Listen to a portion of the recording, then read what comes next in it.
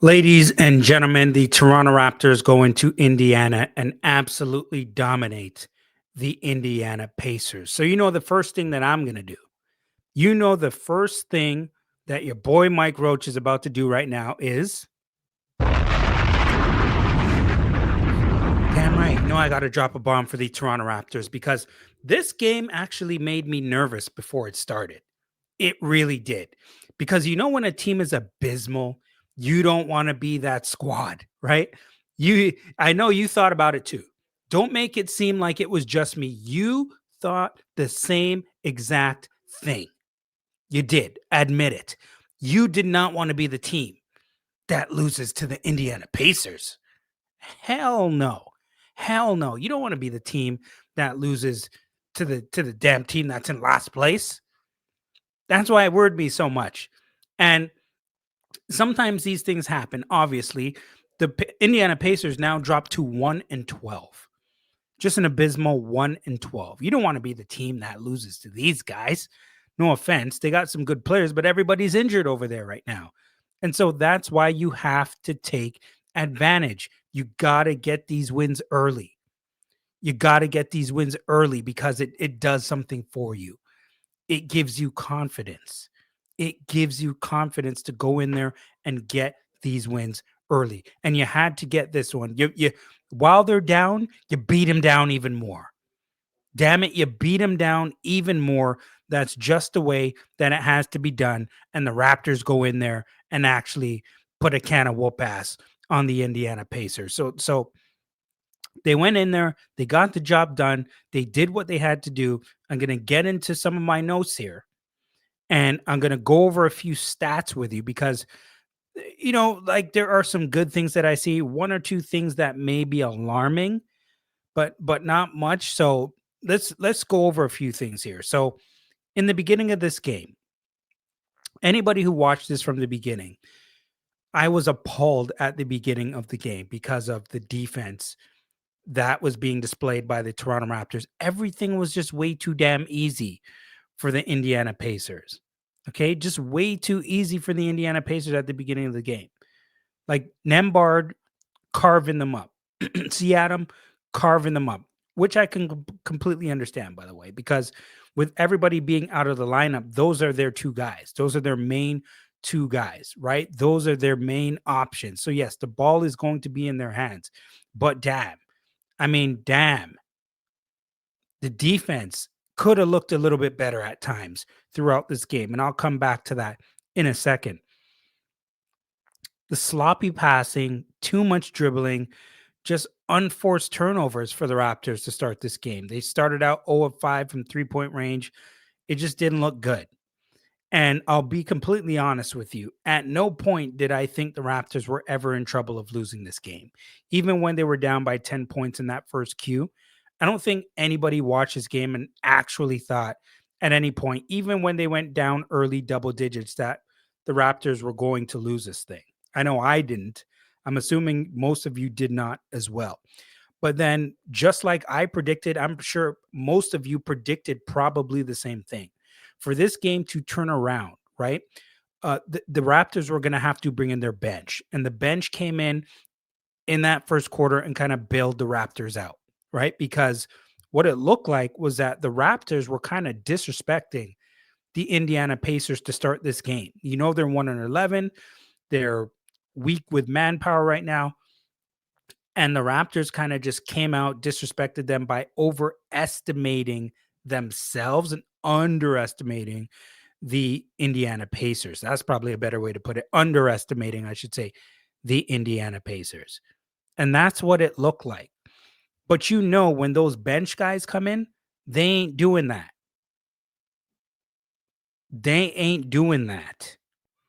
And that's why we knew, you watching, and me, us, we knew that the bench would turn this around.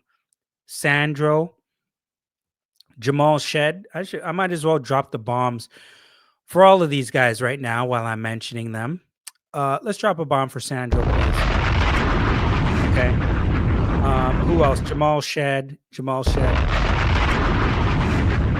but maybe I should come back because there's a lot of those that I'm gonna have to drop. But Mamu, Shed come in and direct impact as soon as they come into the game.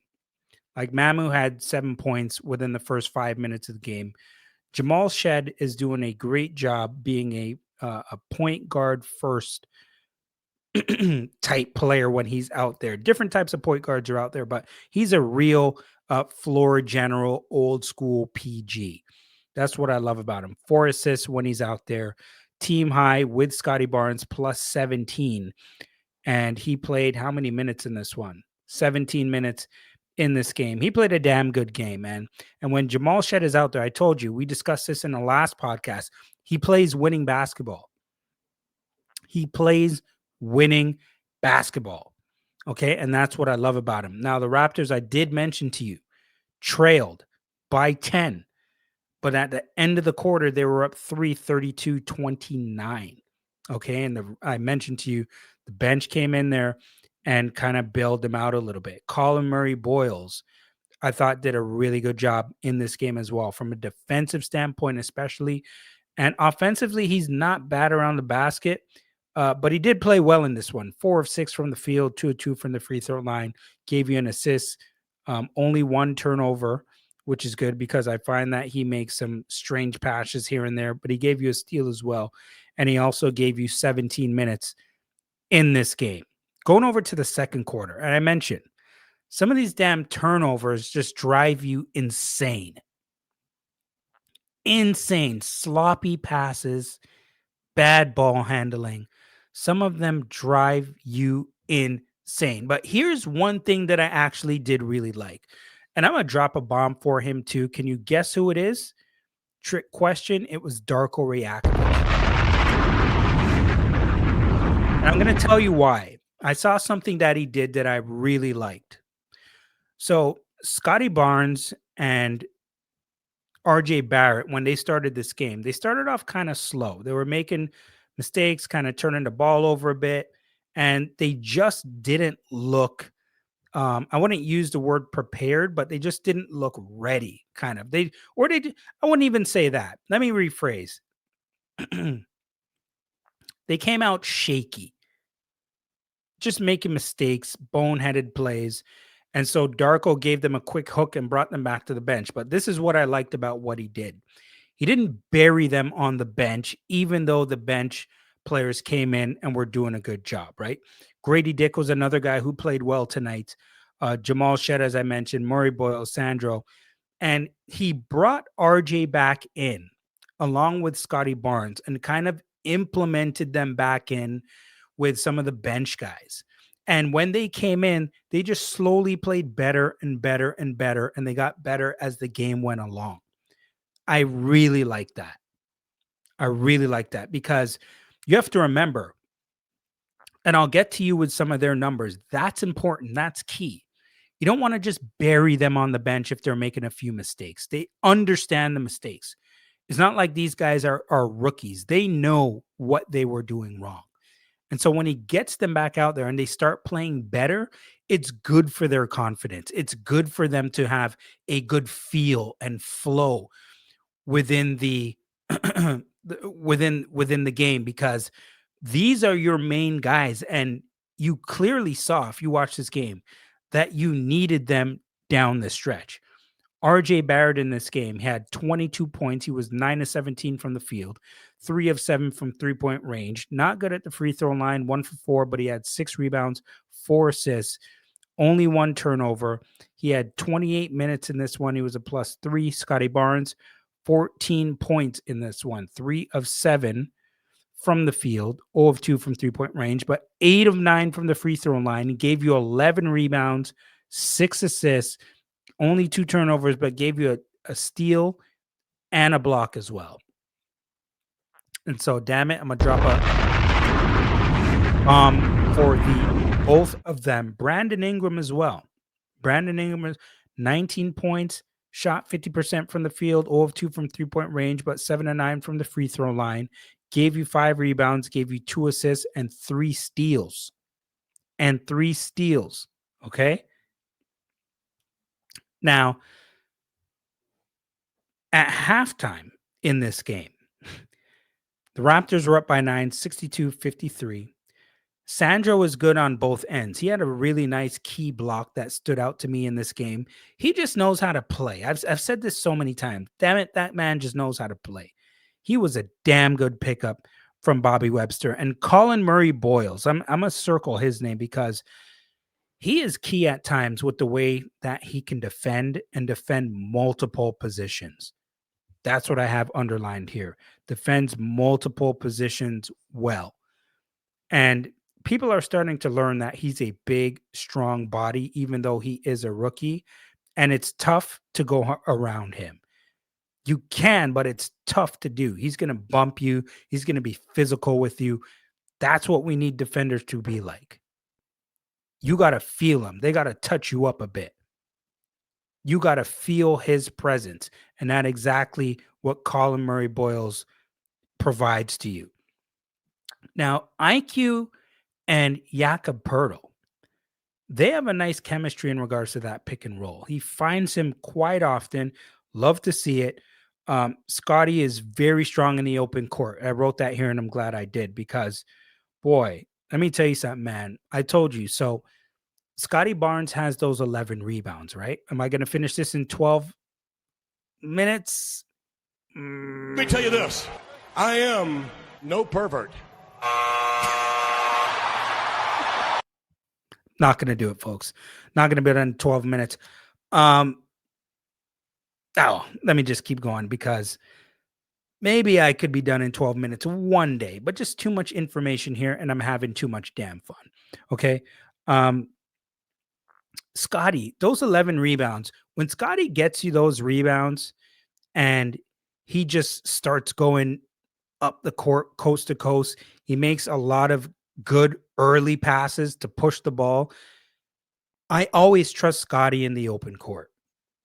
Like there's rarely any time Scotty gets a rebound, starts going up the court, and I don't trust his judgment. I trust his judgment. He makes the right plays. He's an unselfish player, knows how to push the ball up the court. And to me, folks, we spoke about that. Remember when we've been speaking about this number, the fast break points? We were talking about it. The Raptors 33-18 in this game for fast break points. 33-18 in this game in fast break points. And listen to this other number that I have for you. Points in the paint in this game, the Raptors were a plus 40. You heard me correctly here, folks. Plus 40, 78-38. Yes, you heard that correctly. Rebounds, plus 6, 46-40. Very important to win that rebounding game as well. So I talked about IQ and Jakob Poeltl, but some of the negatives now. Just a couple things. RJ and IQ on defense. They do need work at times. It drives me crazy sometimes. Seeing them on ball defense, transition defense, help defense. I want to see a little bit more effort at times when it comes to those two on defense. Bit more effort, a bit more aggressive, more physical. I want to see that a bit more from those two. Okay, now that doesn't mean that everybody else is perfect, by the way. I'm not singling these guys out, but it's a bit more glaring with them than I see with the other players on the team. So, it's not a knock. I mean, I know they're capable. But I want to see them do it. Gradey Dick in this game, he had 8 points. He was 4 of 8 from the field. And I don't even really care about his scoring right now. What I want to mention to you, and he did finish well around the basket, by the way. There was one point, I think it was late in the third, where he had like a 6-0 run by himself, or was it an 8-0 run? Maybe that's where he got all of his 8 points. I know for sure the Raptors were pushing the ball up the court, and he had like 3 layups almost like back to back to back at one point. He finished well around the basket, but I really liked him defensively in this game. I thought he did a good job being in defensive stands. His hands were active, all right, getting his hand in there when the ball is getting crossed over and knocking it loose. He was closing out on jump shots. I thought he did a pretty good job defensively. And so that's what I was most impressed with tonight in regards to Gradey Dick. And if he can continue to be good defensively, he is going to see more time. He's a valuable piece. He's a really valuable piece. He went 0 for 4 from 3-point range. That ain't going to happen too often in regards to Gradey Dick. And if he's making that shot, it's just going to be even better. Okay. Didn't have to make too many more notes in this one because, I mean, the Raptors, they just ran all over the Indiana Pacers in this game. Now, one more thing I didn't like in regards to the Raptors tonight, and for those of you who watched the game, I think you're going to agree with me here as well. Free throw shooting. Free throw shooting, not good. The numbers right here, 26 of 42. 26 of 42 from the free throw line. He missed 16 free throws. That is horrific. That, ladies and gentlemen, is absolutely. How do you do that? How do you do that? What the hell is going on? What's happening over here during whole season, I've been holding it back. It's a complete crap. This is completely BS. This is shame. Shame for the referees, shame for the league to allow this. You can't. You got to, like, come on. I understand that. We're playing the Indiana Pacers. They're not a good basketball team. Yes, we go to 8-5.